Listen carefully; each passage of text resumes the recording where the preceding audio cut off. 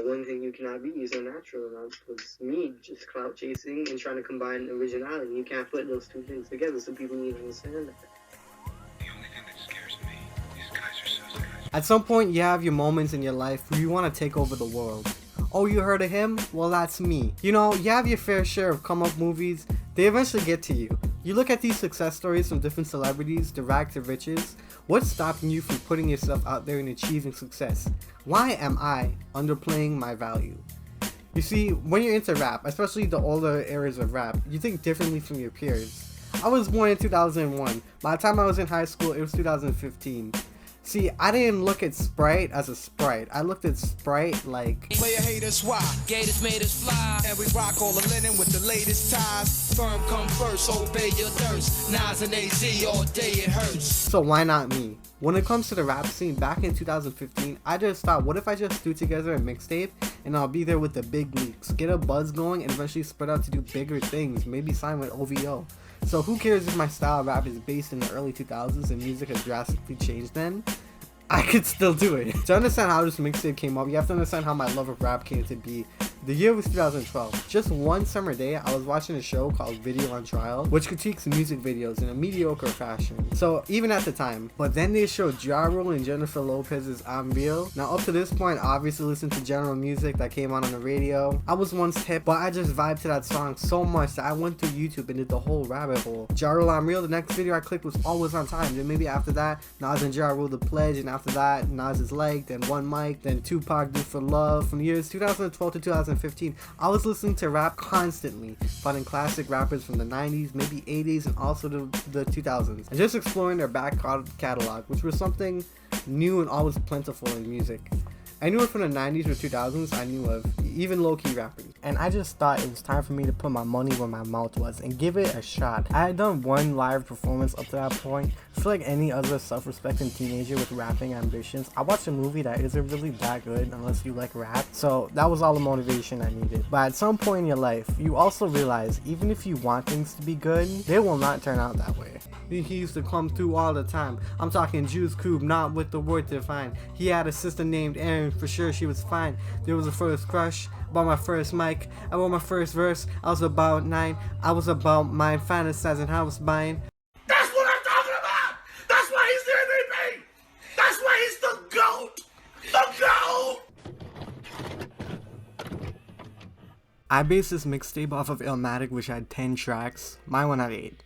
And I wrote it between the ages of 13 and 15, with the major bulk of the recording being done when I was 15 with an ancient Toshiba laptop with the stock mic and some Audacity. I didn't even use headphones while recording the audio, which meant it was pretty raw. Actually, I would wait for days when I'm home alone to record, so I would literally be in the living room with the laptop and just going like, "Hey yo, it's Infamous. You already know what it is." Every album has that one record that sells the album. 50 Cent had In the Club, Drake had God's Plan. There's probably better examples, but those are just the ones on top of my head. I just took a song called Welcome to Atlanta, did what I had to do, and boom, welcome to Toronto. Welcome to Toronto, you already know what it is.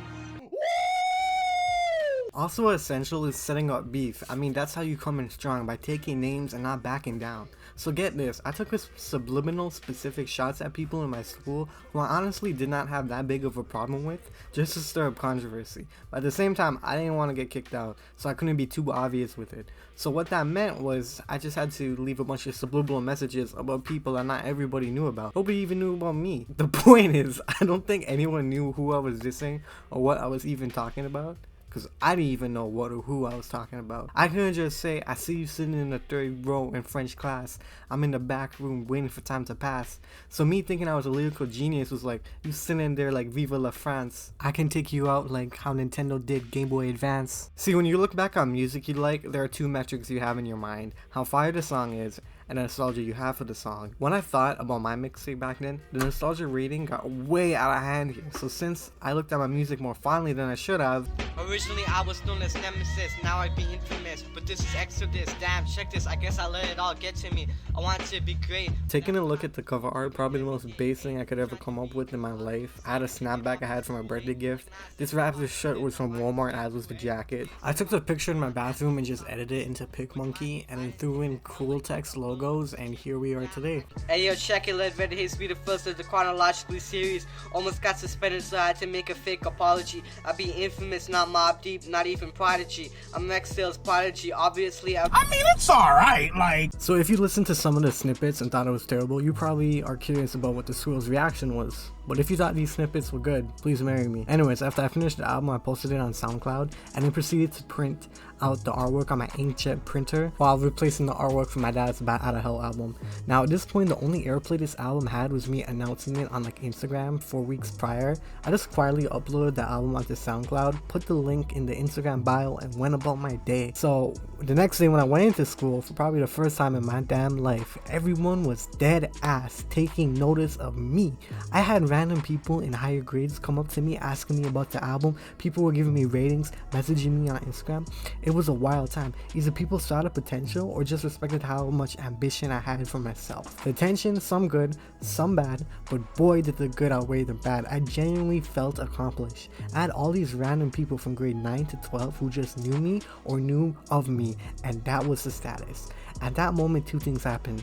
I lost the ability to be an NPC since everyone was going to know me for this, wherever and whenever I was in the room, and eventually someone was going to be like, oh, there's the rapper. And second of all, everyone is going to ask you to rap for them on the spot at any time of the day, and you kind of have to be ready. So you wanna know what I did? I took the best verse in the entire album and just kept saying that over and over again. Out here talking about the street of Toronto. The nights are cold, the fights unfold, and what you've been told is one person's perspective, and I stay subjective. And if you got beef with me, unlike you, I keep it collective. In this rhyme game, I'm a detective. You have to understand, it's the last day of school in 2015. We are 14-year-olds in grade 9, and we were in my science class just listening to this very obscure mixtape. My science teacher has heard me rap. I don't think a lot of people could say that. Through those very cheap projection speakers Red Haze lived on. See, everyone was 14, and even though the album is something to brag about, I did have some bars. And I guess I carried myself, the way I carried myself just earned me my respect. So just remember, you heard of him? Well, that's me. Yeah, we did it. Red Haze, Supreme Records, Infamous 2015. Shout out to everyone who had my back since day one. Y'all are one in a million. Yo, it's Red Haze. When it comes to this music I just played, trying to get here was like going through a maze. The fakes, I ain't got time for their waste. All these fakers making the good guys bad guys, it's just plays. Yeah, Sway got the answers and I got the mixtape, and the old system was messed up, gotta reshape. Out here talking about the street of Toronto. The nights are cold, the fights unfold, and what you've been told is one person's perspective, and I stay subjective. And if you got beef with me, unlike you, I keep it collective. In this rhyme game, I'm a detective. Another big factor was that I lived in Brampton, and at this point it was very easy to kill the game because there wasn't a game at all. I've been in the game, born and raised in Toronto, sworn into the fame. Nothing is going to be the same. Toronto is a city to be in, a place to roam. Take a trip to the sky dome, got a problem, unload a clip. We're on the road to the 416. I'm about to stick with my city till it dies. No doubt it will never mean its demise. We got clear skies, you can see with your eyes open. Red Haze. Yo, I'm looking for my destiny. Yo.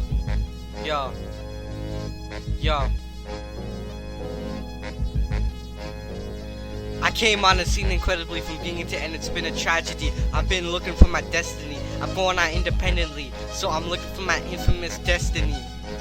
Originally I was known as Nemesis, now I be infamous, but this is Exodus. Damn, check this, I guess I let it all get to me. I want to be great, but that's what happens when you deal with everyday hate. Trying to be save it to hip hop is too late. Like Nas said, hip hop is dead now.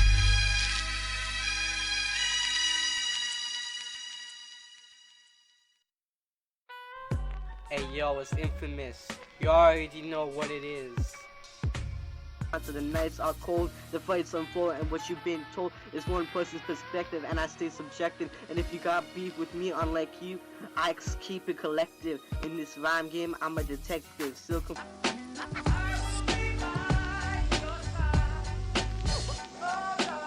I'm in the game every day, but sometimes I'm not playing what I'm saying. The infamous destiny is confusing. I need to be winning, but I'm losing. What they slow, just get it and go. A lot of talk about me, you already know. So I'ma chill, sign me up for ill will, and I still will. When I put the pen to the page, I make the pen bleed, and all I need is to be supreme, cause this is my dream.